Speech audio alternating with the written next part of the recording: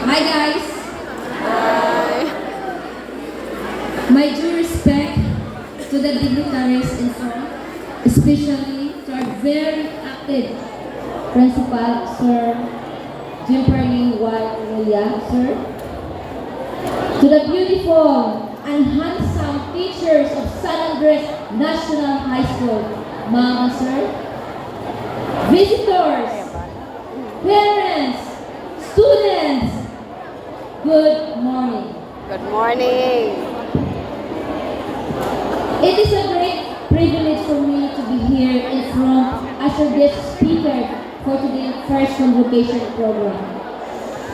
My heart is full of joy and excitement to share my life journey with you, and somehow you inspire some of you.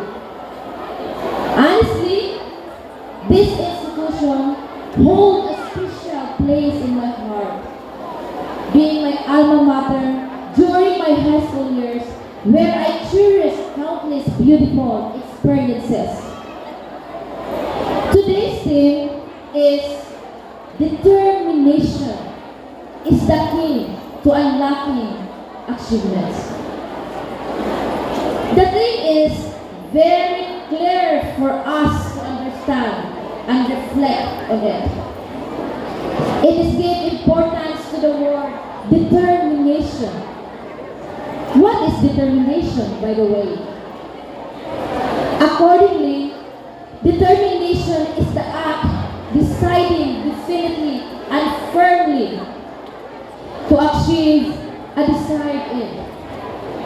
So determination pushes us to continue trying to do or achieve something that is difficult. Today, those students who possess this quality will be given recognition as the rewards. I know not all of you will be given certificate and recognition today. But don't lose hope. Hindi kayo nag-iisa. Marami kayo at marami tayo. Let me share a story. A true story of my life. Katong elementary pa ko, grabe ang akong kalisod. Kabalo ko nga sa akong mga silingal na ako nakita diri, kabalo ko nga kailangan na ako nga anak ko ni Rosita o Romulo Alboruto. Nasayon ko unsang akong kalisod. Pero dili ko siya hindrance nga dili ko magpadayon sa akong pag-eskwela. Elementary pa ko, nasayon na ko unsa ang pamaagi ang usang pagpangita og kwarta para sa isa ka estudyante nga kinahanglan magtinabangay kami sa among parents o kami nga mga estudyante nga siyang raman mi kabuok mga igsoon. So ako ang ikawalo. Sayo pa lang sa kadlawon, malinda na kong pitsay, kamatis, usa ko mo atong eskwelahan. Sa elementary pa ko, na honor student po ko with honor. Pero, kinahanglan pag i-push na ko ang magalingon na dili na ko mag-focus sa akong pagpaningkamot na makita ko kwarta ng ibayad sa among eskwelahan sa classroom kay lisod kaayo ni.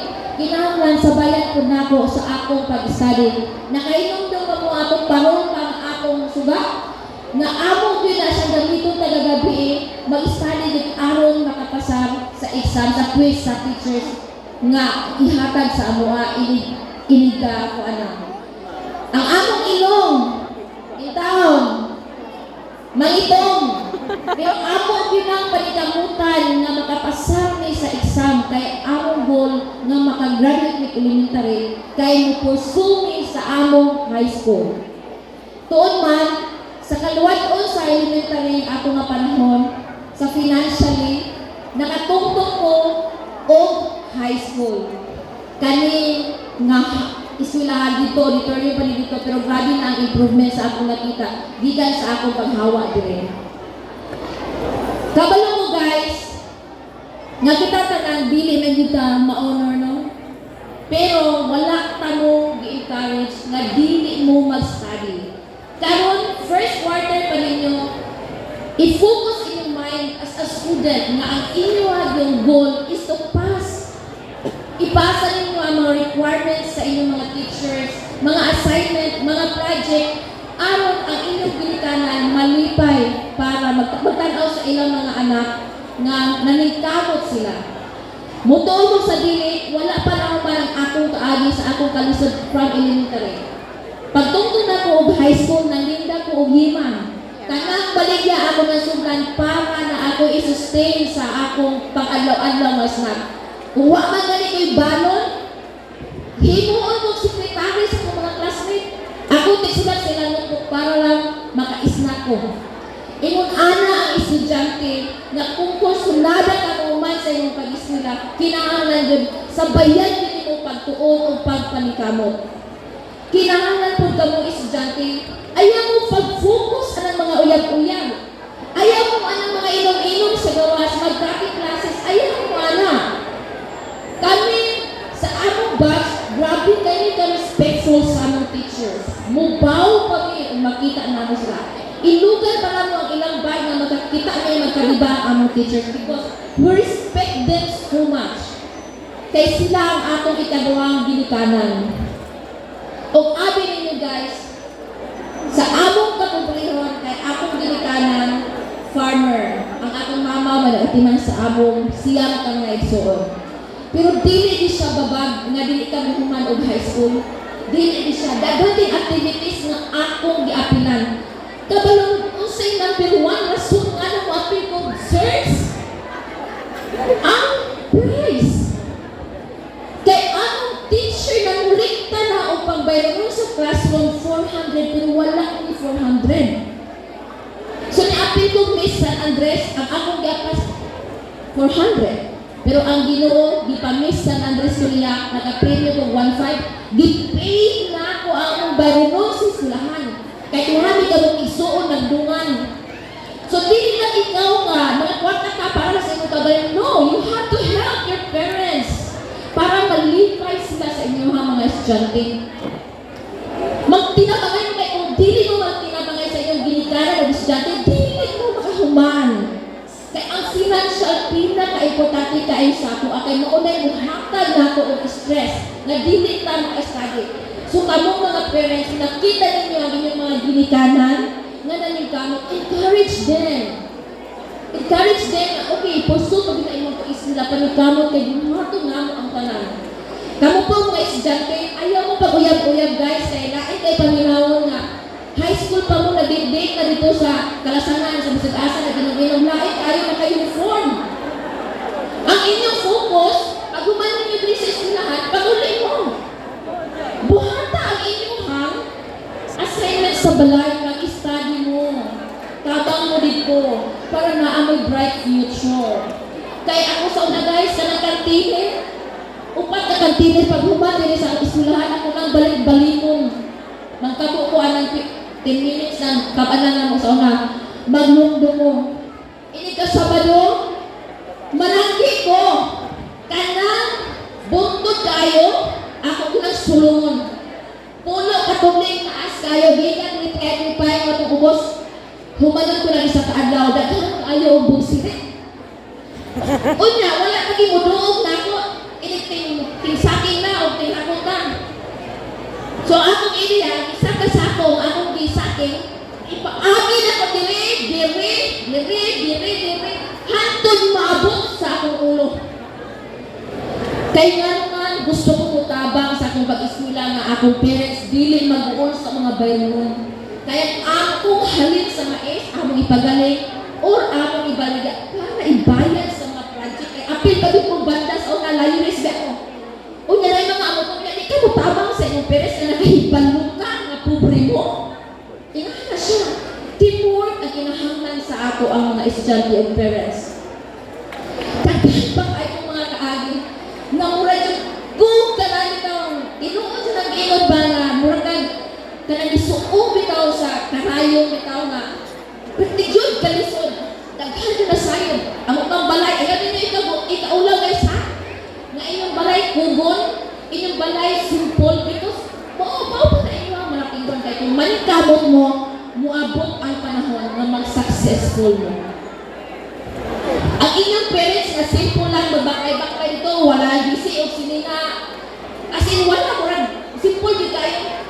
proud of them, guys. Inyo doon ang ikuan, inuhan ng parents, maunay ni tabang sa ako, maunay ni person sa ako. So, yung anak ko, nagdala sa ako ang parents o sa akong kaugalingon nga mahimo kong successful.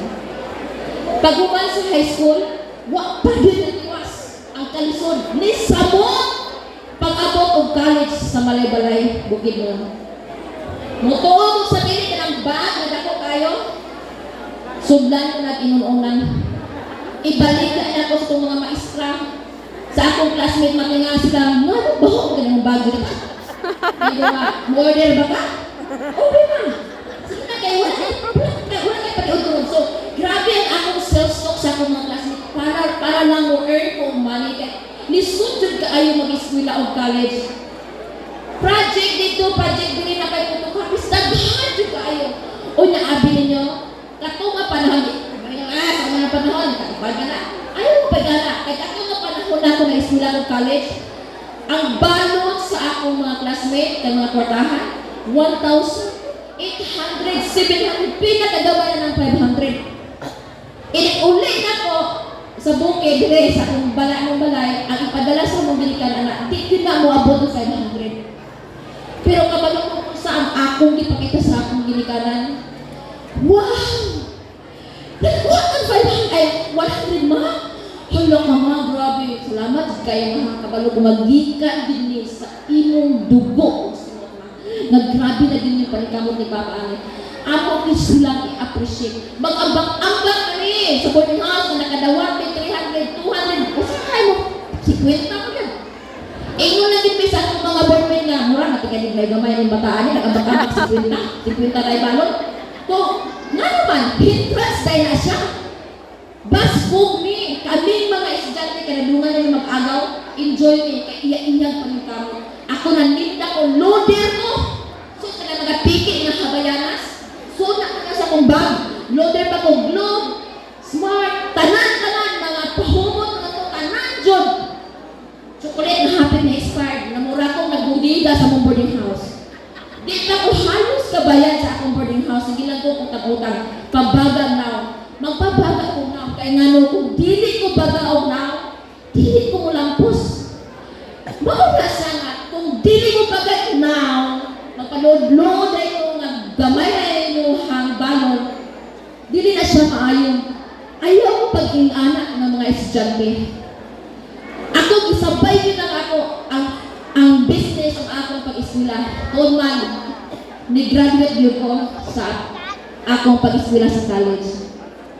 Pero abi ninyo guys, paghihapon ko na human sa akong kaagi. Kaya pag human ako graduate, manarbaho ko. Kung manarbaho ba ka, kinahanglan na pong kwarta, kinagrabe na hindi, kani. Kung di mo motiwas sa eskwela, paminaw na ko. Manarbaho mo, naglisod bang gani ko, nga na ako'y profesyon, nga high school na mataman, hindi mo daw akong dili. Maglisod mo. Kinahanglan, ipursugin na ninyo ang inyong college. Kani din high school, diri mo panukat na dipudaan. Kinahanglan, i-clear na ninyo ang kung saan inyong gusto. Kaya kinahanglan yun nga, mahimo din yung successful sa inyong kinabuhi. Tuon man, sige na mo pag-apply, nadawat ko Dubai. Gidaw-daw ko to, pero wala ako sila. Gikuha ko sa Ginoo, gituyo ko sa Ginoo nga paulion ko. So naglisod ko pangitag trabaho. Pero ang Ginoo di ay, naada ay siya'y plano para sa kuha. Kaya nahuman naman na po ako mga kaagi, ang pagsuong sa grabe ka butas. Naggamay na butas sa karayon. Gihatag niya sa Ginoo ang akong husband na si Red Globo.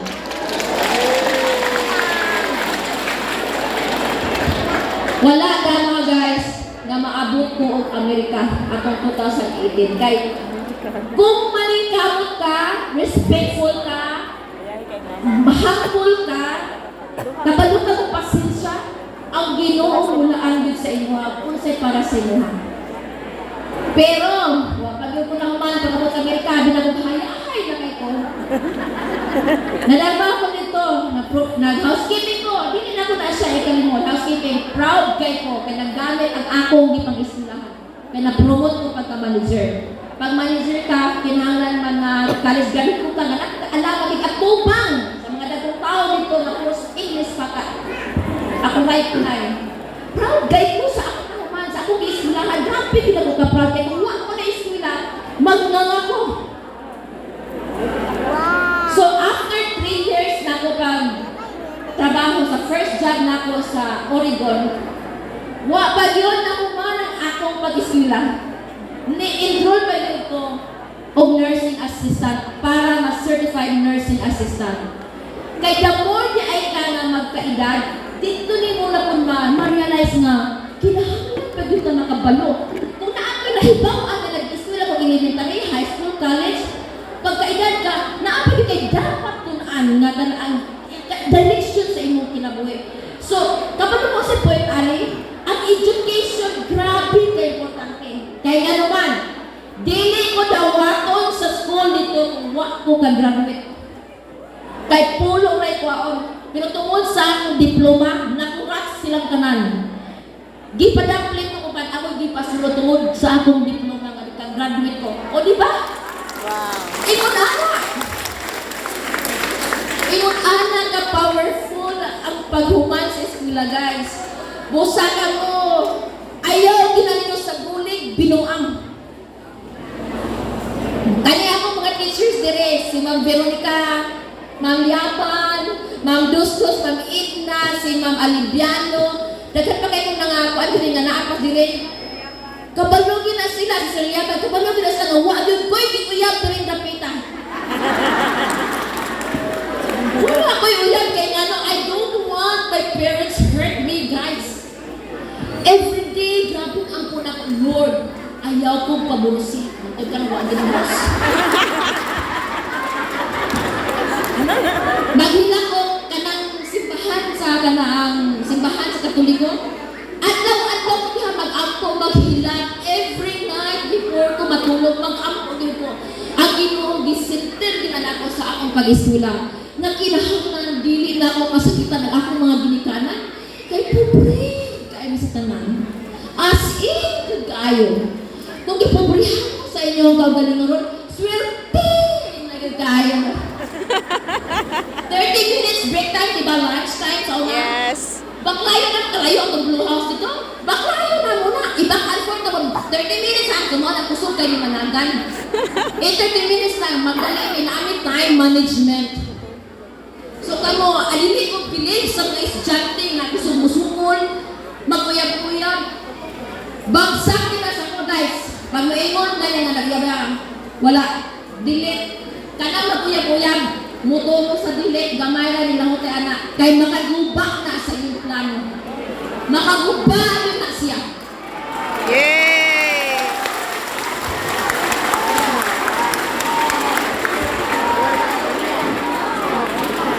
Tanawa na mga nagkuyab-kuyab, oh. Bisag unsang puntis ng plan. Way mo pugog kay ano man. Ano magbuot ba ka ako mali? Kay ka magkuyab-kuyab ka, uyab, sensitive ka, ayaw pagpuan, ayaw ka dito sa puan, di ka, pungan na sa mong uyab, guys! Busa, ayaw! Eskwela mo!